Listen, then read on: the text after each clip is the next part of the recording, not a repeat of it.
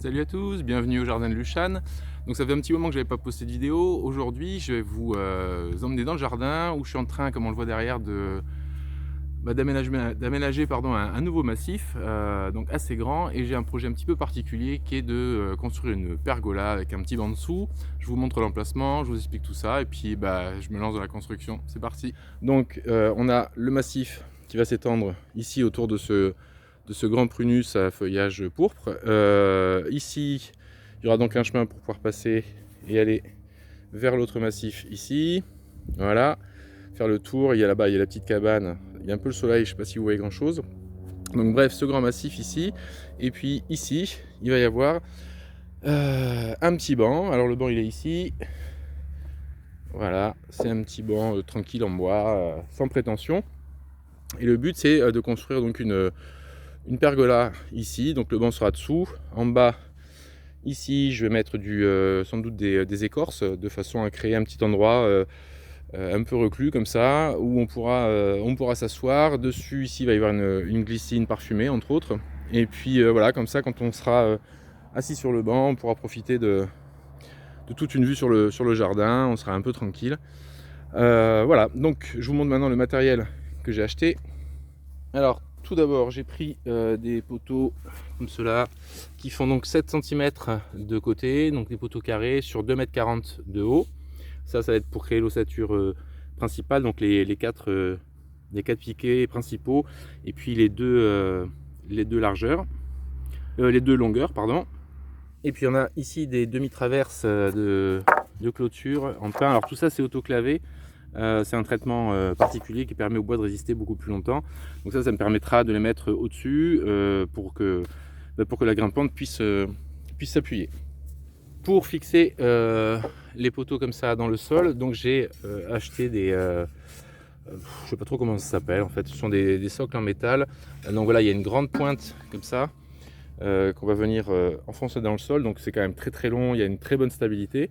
Et puis à l'intérieur, hop, on va faire rentrer le piquet, on vient visser ici pour la stabilité, et puis c'est tout. Donc c'est quand même vachement pratique, ça évite que le bois soit en contact direct avec la terre, et donc ça limite le pourrissement. Même si le bois c'est pas éternel, c'est quand même un bon moyen de conserver une structure assez longtemps, quoi. Bien, alors la première étape, ça va être de mettre ces trucs là dans le sol profondément. Je vais faire un avant-trou avec une barre à mine, parce qu'en plus ici j'ai un sol caillouteux, donc ça m'est déjà arrivé en montant la petite cabane là-bas que les trucs finissent par se tordre. Alors même si je veux pas faire un truc forcément super nickel, hein, le but c'est d'avoir un look un peu naturel, c'est quand même mieux d'essayer de les avoir le plus droit possible. Donc un avant-trou, ensuite je mettrai ça en place. Alors moi ce que je vous conseille, c'est de garder des chutes de poutres ou d'essayer d'en trouver. Ce qui fait qu'après, hop, ça commence bien. Voilà. Donc je le mettrai celui-là dedans. Ce qui me permettra,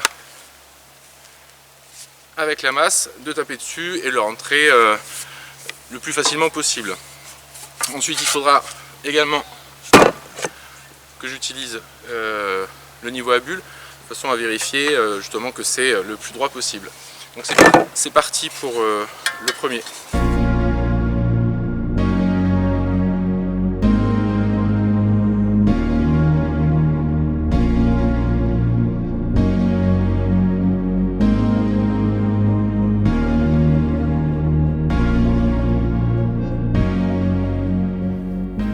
Voilà, le premier est enfoncé, donc vous voyez toute la partie qui est en terre là, ça bougera pas.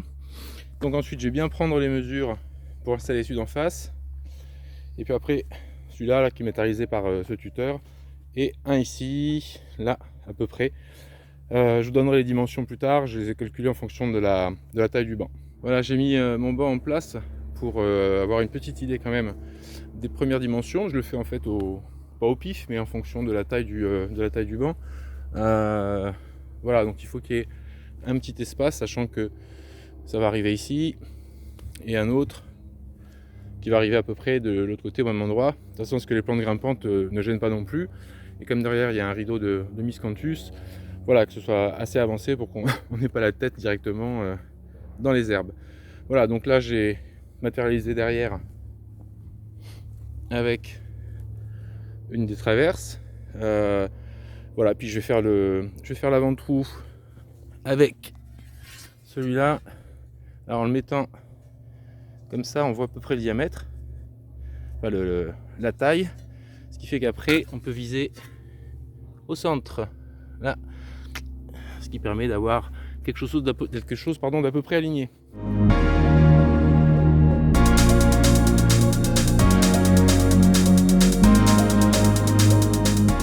Bien, pour savoir où je vais mettre le troisième, en fait je vais me servir de serre-joint. Je vais aller chercher une deuxième poutre que je vais installer de chaque côté de ce premier piquet en serrant bien avec le serre-joint, de façon à être dans l'alignement, parce que si je suis en face, c'est qu'a priori ce sera bon. Enfin, je vous montre, ce sera plus clair peut-être en vous montrant, qu'en vous l'expliquant.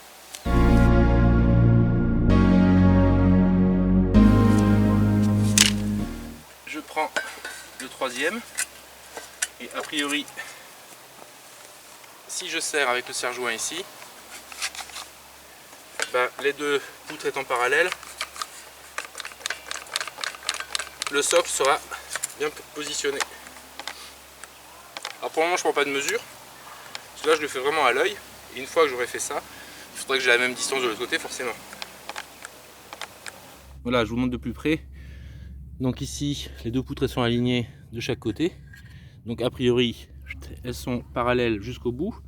Ici même chose, donc ce qui veut dire que ce poteau là, si j'enfonce comme ça et que j'ai par dessus ensuite à mettre ma grosse poutre, et il n'y aura pas de souci, ce sera aligné.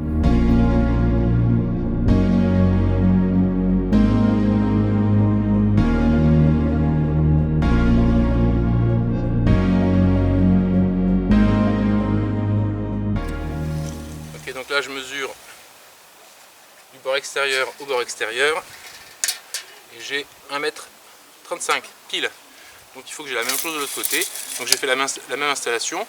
Je vais mettre le plot en place et je vais vérifier que ici et là-bas, j'ai la même distance qu'entre celui-là et celui qui sera derrière.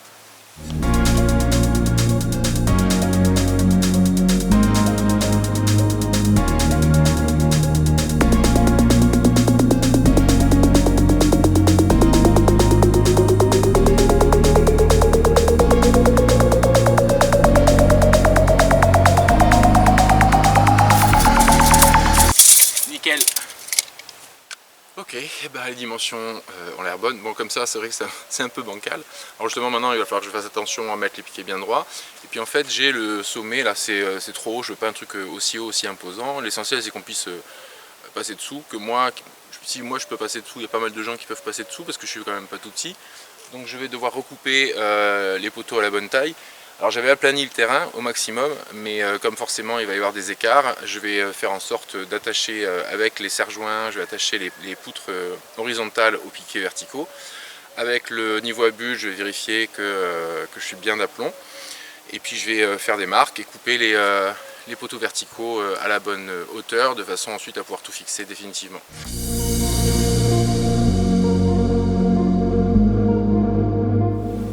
Au niveau de la hauteur, ça me semble bien. L'essentiel, c'est de pouvoir passer dessous tranquille. Donc je vais vérifier que j'ai bien la même distance en haut et en bas. Vérifier l'horizontalité, puis après je pourrai marquer les supports au crayon à papier et les scier.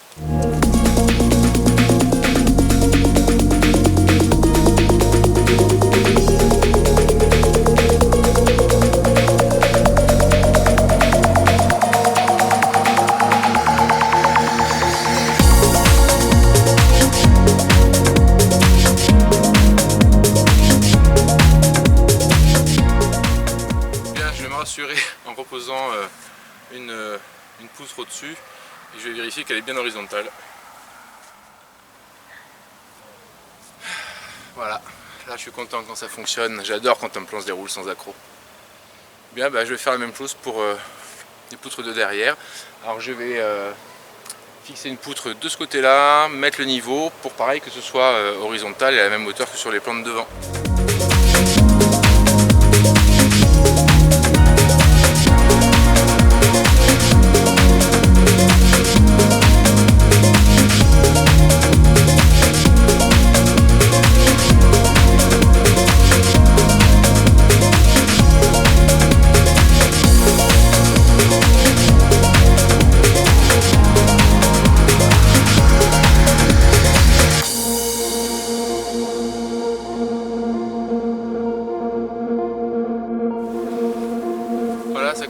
forme, non?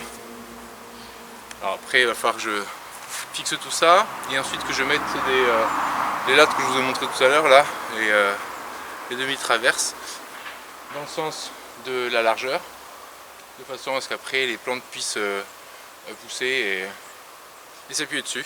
Voilà, mais là il est un peu tard, il commence à faire nuit, ça commence à peler sérieux, donc je ferai ça sans doute ce week-end, parce que là demain je vais pas avoir le temps, vendredi, sans doute vendredi après-midi s'il fait pas trop mauvais. Donc voilà, ça arrive tout de suite dans la vidéo, c'est la magie. Attention, c'est parti!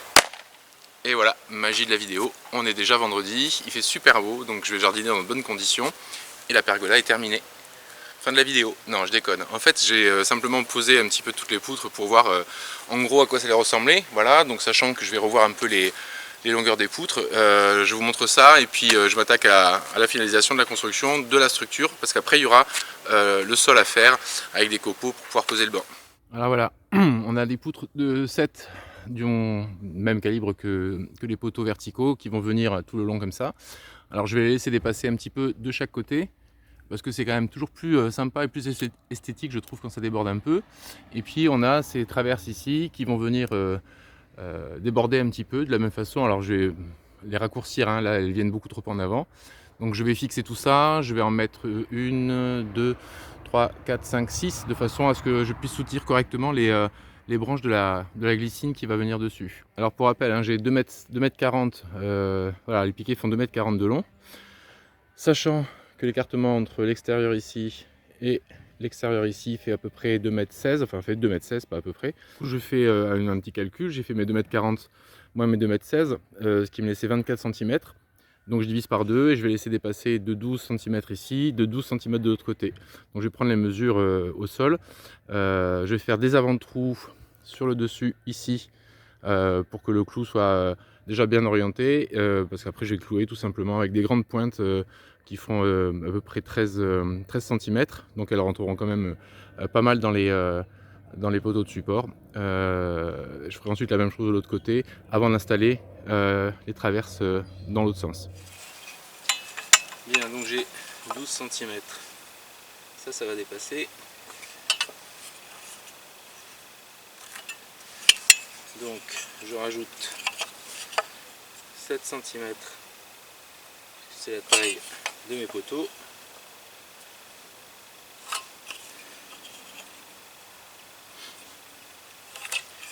Je trace 2 diagonales pour avoir le centre.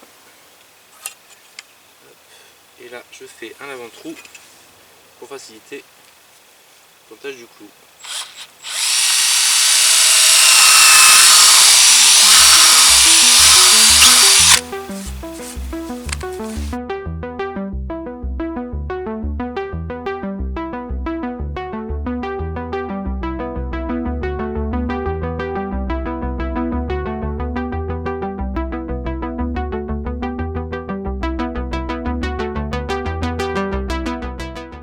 Voilà, 20 cm devant, ça me paraît pas mal, donc je vais faire je vais marquer l'emplacement et puis je vais prendre la scie et c'est parti.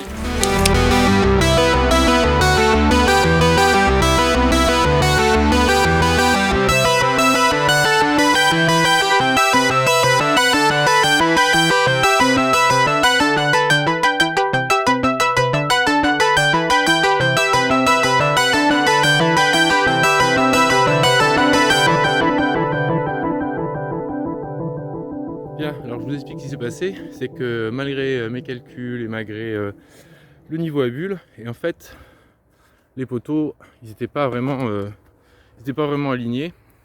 Il y en a un qui partait comme ça, l'autre un peu comme ça. Comme quoi, même quand on fait gaffe. Alors ce que j'ai fait, c'est que j'ai installé, donc celui-là il faut que je finisse de le scier ici. Je l'ai installé là, j'ai mis, donc j'ai tiré par ici pour redresser et j'ai mis 4 pointes. Même chose de l'autre côté là-bas, ce qui m'a permis de redresser un petit peu par là, ou l'inverse, je ne sais plus comment j'ai fait. J'ai fait la même chose ici, j'ai rajouté cette partie là tout en haut, pareil en poussant, alors en mettant 4 pointes, ça permet de tenir un petit peu, voilà, éviter que ça tourne. Donc j'ai récupéré un peu de rectitude. Voilà, là je suis plutôt satisfait. Donc maintenant je peux fixer en haut parce que sinon ça donnait rien du tout.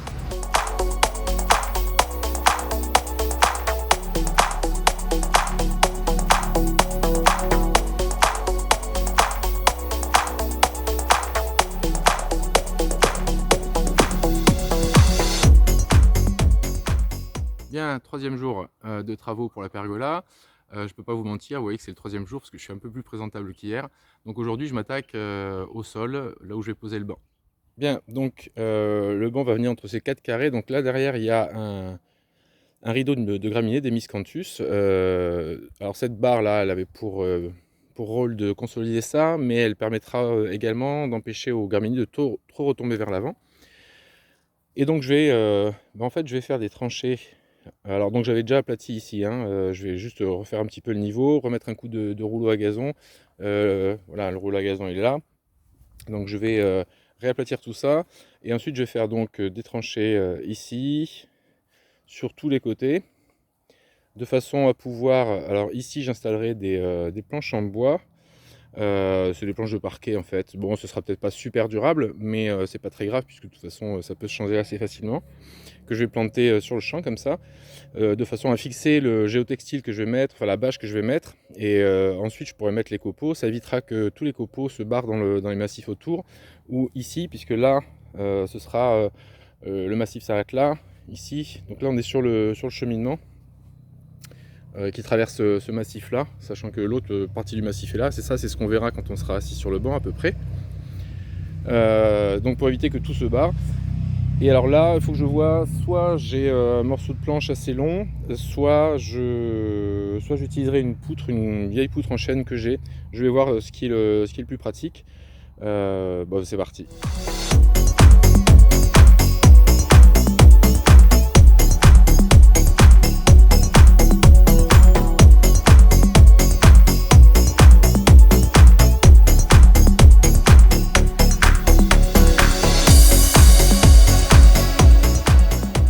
Bien, donc finalement, j'ai pris ma décision. Ce sera bien cette grosse poutre en chêne qui viendra sur le devant.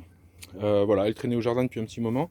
J'aime bien justement réutiliser des matériaux un peu recyclés, pas forcément achetés exprès. Et voilà, comme ça va être l'entrée de la pergola, ça va être très sympa à mon avis. Ça va avoir un rendu naturel plutôt agréable. Bon là, je vais pas le faire à la main, vu l'épaisseur de la bête. J'ai sorti la scie sauteuse. Allez, on va couper ça.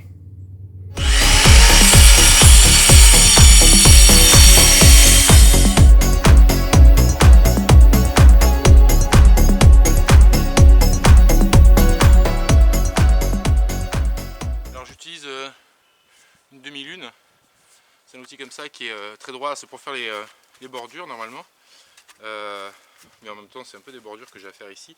L'avantage c'est que c'est droit par rapport à certaines pelles qui sont un peu incurvées, donc ça me permet d'être vraiment à l'aplomb de la poutre.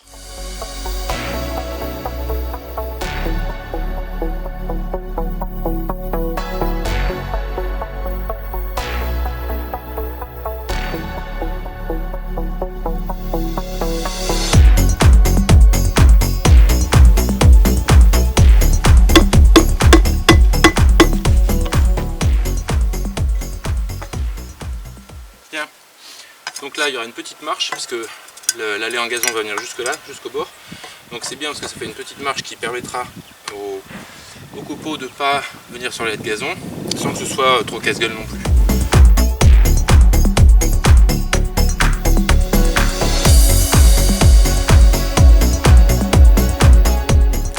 Bien, au sol je vais poser une bâche comme ça. Alors ce sont des bâches qu'on vend pour faire des haies par exemple. Donc l'avantage est double, c'est que d'une part ça va empêcher les copeaux de rentrer en contact et de se mélanger avec le sol, et ça va empêcher les mauvaises herbes de pousser. Et pour la fixer en plus des planches, voilà, on peut trouver des agrafes comme ça, des grosses agrafes métalliques à planter dans le sol. Donc je la mets en place, je fixe les planches et ensuite je mets les copeaux et normalement ce sera terminé.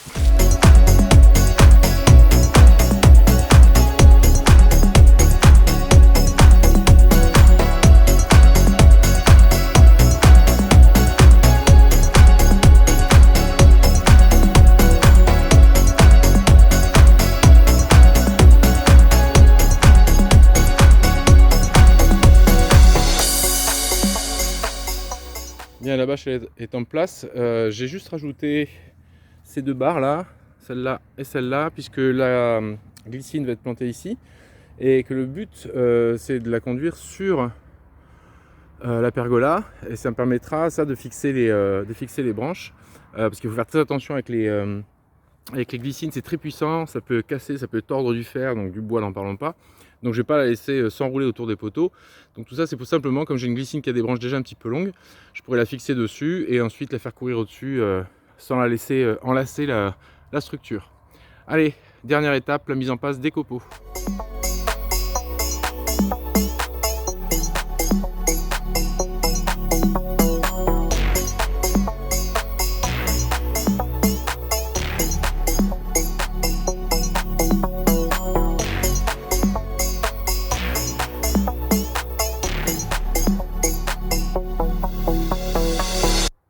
Et voilà, c'est terminé.